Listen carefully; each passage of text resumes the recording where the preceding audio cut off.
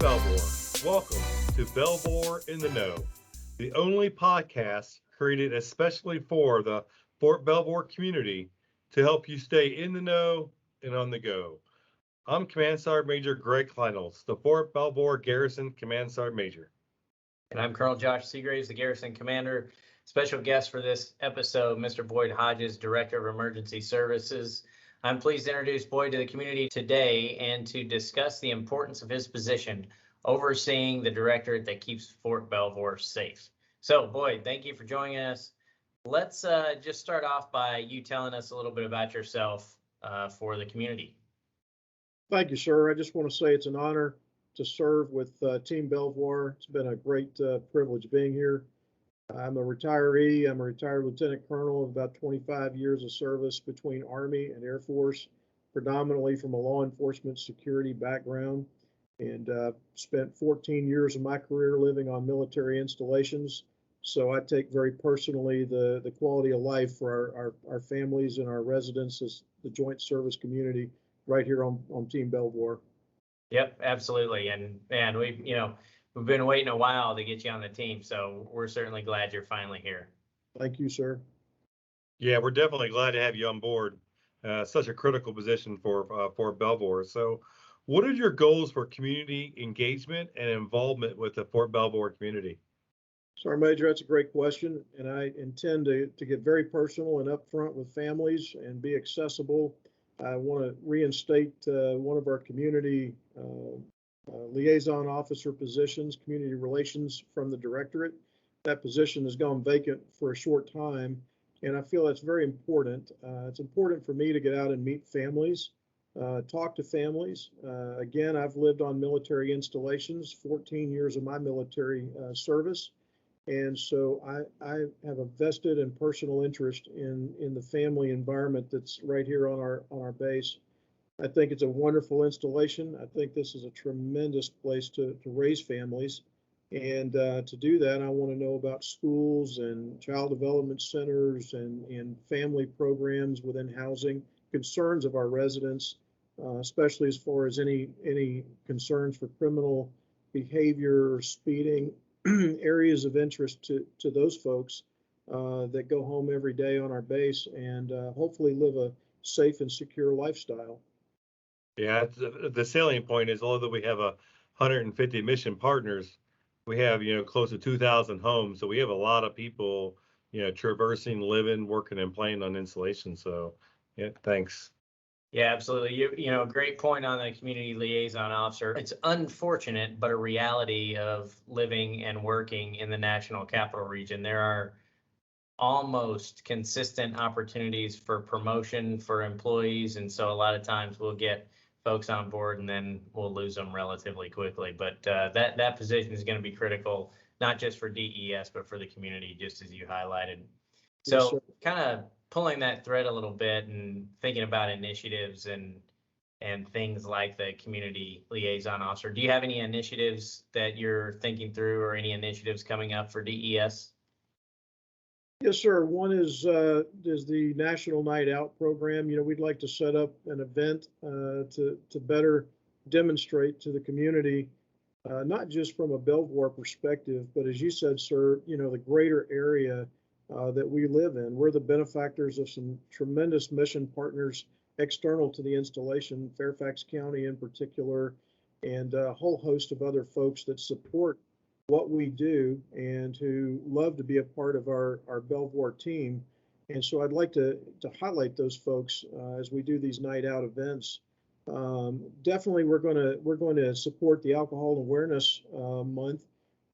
So that we demonstrate that we have no tolerance for drinking and driving. Our children who come and go from this installation deserve to come and go free of impaired driving and people who just don't take the seriousness of operating a 5,000-pound vehicle in close proximity to our families and our residents and people that come to work, go to school. This is home for them. And I want to make sure that we treat them as we would treat our own families. Yep, absolutely. Yeah, so and you've had a great opportunity the last few months to get glimpse of the area. So have you developed your vision for the Directorate of Emergency Services going forward? And if so, what does that look like? Sergeant Major, my philosophy has always been what I call P3R, and that's pride, proficiency, professionalism, and restraint. In a law enforcement security environment, it's imperative that we enforce the rule of law, but that we do it again as we would treat our own families. Everybody has bad days, and we need to be a part of the solution to help people that are in need. We need to be a sensor so the garrison commander has better ideas of the stresses involved in the community.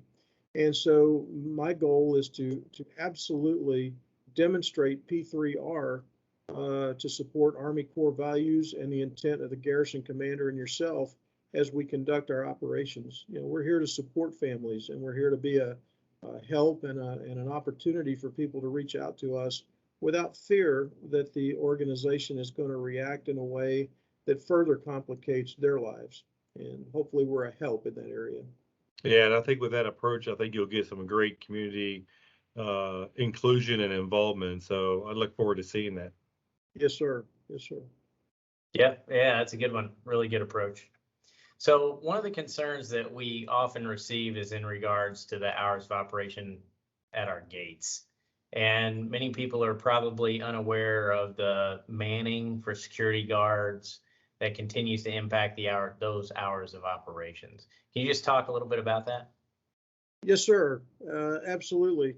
One of the problems and challenges involved in security work is absolutely when you work with a workforce of civilian employees, the Department of Defense and Department of the Army gives you very set parameters as to how much opportunity you can take from a garrison perspective to operate access control points. Our intent is to maximize the use of our resources, and currently we've been the benefactor of having a 95% assigned personnel rate involved in what we do. The reality is on some days we have less than 70% available, very similar to other organizations. If you work in your normal office environment, you have similar challenges with people who are just not able to be there to carry the workload.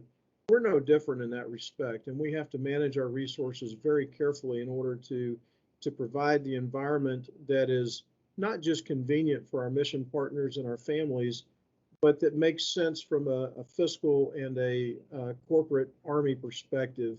And that's juggling a lot of things, sir, and appreciate that question, because it really drives to the heart of what we do, is to provide easy access to this environment. So. Yep. Yeah, absolutely. Yeah, manning again, tough in this area, just like you alluded to earlier. So I appreciate that. Yes, anything else you'd like to share with our audience? Sir, I'm just very proud to be here. We have some really great professionals, not just in the law enforcement physical security environment, but we have our fire professionals that provide emergency, EMS support. We have EMTs that actually provide services on your behalf into the community.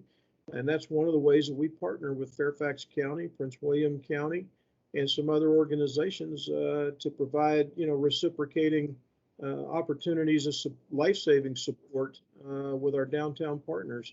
And that's something we take serious. We give back to the community that gives to us. It supports our soldiers and our civilian workforce, whether we're in a civilian agency or a military organization. So I'd like to highlight that and thank them for their support as well.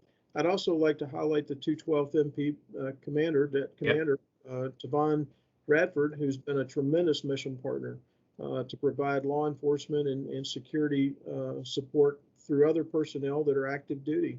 We are the benefactor of a tremendous relationship between the Military District of Washington Provost Marshal's office and our office supporting garrison initiatives. Yes, sir. Yeah, absolutely. That's a great point. I think that's a great place to end it too. Thanks, Boyd. Appreciate it. Thank you for having me, sir. So I guess, Sergeant Major, we've come to the end of another episode. Thank you for joining us today. Any final thoughts? Yes, sir. Mr. Hodges, welcome to the team. As any other unit out there in a resource constrained environment, Your leadership, I think, is going to be critical in moving us forward in addressing the concerns and balancing the concerns of the residents to the mission. So we're really proud to have you on board. Glad you're here, and look forward to serving you along with the community over the next several years. So thanks. Thank you, Sergeant Major. Colonel, it's an honor to be here with you. Proud to serve. Thanks, Boyd. Thanks, Sergeant Major. So for our audience, don't forget to download the Digital Garrison app and make Fort Belvoir your installation of choice. Yes, we still get credit for that, and we still need credit for that. So if you haven't downloaded that, please do so. You'll have access to emergency and weather updates, current gate hours, current events, and more information. Connect with us on our website and social media platforms for all things Belvoir.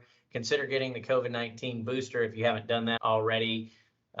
Luckily, and knock on wood, recent transmission trends are down. However, obviously it's still out there. And finally, thanks for joining us. From me to you, and now you know.